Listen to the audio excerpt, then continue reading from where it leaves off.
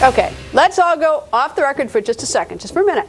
Since we launched On the Record in our new time slot, 7 p.m. Eastern, I've been doing a nightly off the record, just talking to you, telling you what I think about some very controversial hot topic of the day.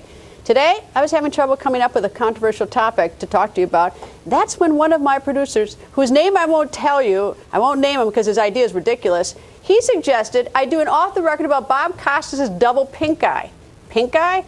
Now that's crazy. How is that a controversial topic? Isn't everyone against it? You aren't for it, are you? I certainly can't criticize Bob Costas for double pink eye. Yes, I know last week I slapped him around a bit for his ridiculous praise for Russia's President Putin, which was grossly naive and just plain stupid. But I can't hold pink eye against him. Tonight, I actually feel sorry for him. And so I am now Team Costas pink eye. And that's my off-the-record comment tonight. If you have an important story or issue you think I should take off the record, go to GretaWire.com and tell us about it. And last week, we told you about President Obama's choice for the next ambassador to Argentina. The nominee, never been to Argentina. Obviously, he's not very interested in his new job. But get this, that's not even the worst on a long list of embarrassing ambassador choices. President Obama has made a reporter making that point at a State Department briefing. There is a track record here, according to the State Department IG's office. Obama is appointee to Ambassador to Luxembourg, ran that embassy into the ground, the ambassador to the Bahamas, took 270 personal days in a year and a half.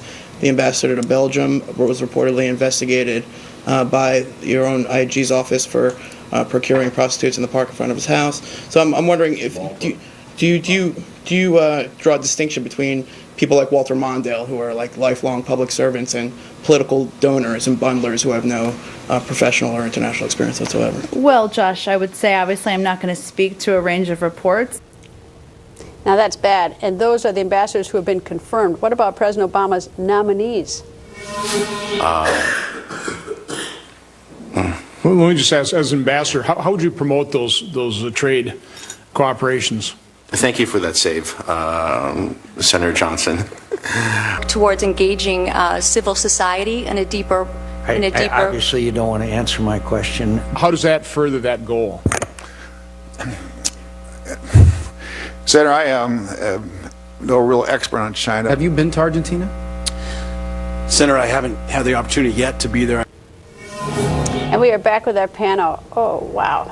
That looks bad, doesn't it? I'd rather have double pink eye, I think. The senators even seem to be enjoying themselves a little bit in laying into these. This is a legit story, and it's scandalous in a lot of ways because, look, everyone knows, and President Obama is the first to admit, there are going to be political appointments. But you'd expect them to at least read the briefing books, maybe scan the web a little bit to find out the form of government of the country. How about just going to Wikipedia and finding out where the country is? That'll help. But look, even looking at the numbers on this, more than half of the appointees that he's made in the second term to ambassadors' posts have been political appointees, and of that figure, about half are actually big donors, big bundlers. Well, that's not bad if they can do the job, if they show any level of interest. Oh, I agree, and there's a long tradition of that, as Josh Rogan made in that at the press briefing. Walter Mondale. You can even talk about Ambassador Kennedy now to Japan. These are people that have invested in it and have a political celebrity that can translate. But when you're giving these jobs to people and they're not even able to name the basic facts about the system of government, I think it calls into question who we have representing ourselves abroad, and also the promise that President Obama made, which was to be different with appointments like this. Well, overall, though, if you look at the numbers, the Foreign Service Workers Association points out that Obama is just about on par with President Bush for the number of ambassadors who are political appointees versus career workers.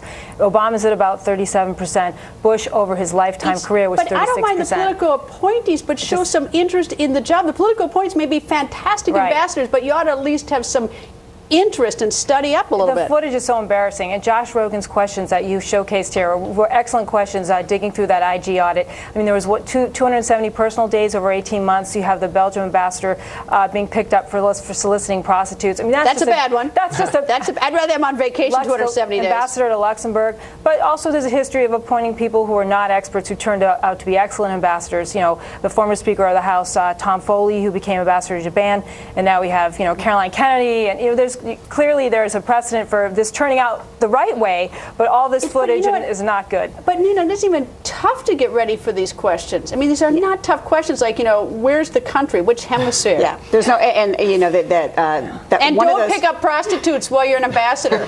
And one of those testifying was a soap opera producer, by the way, and the hotel magnate who didn't know anything about Norway, didn't know that it was a constitutional monarchy.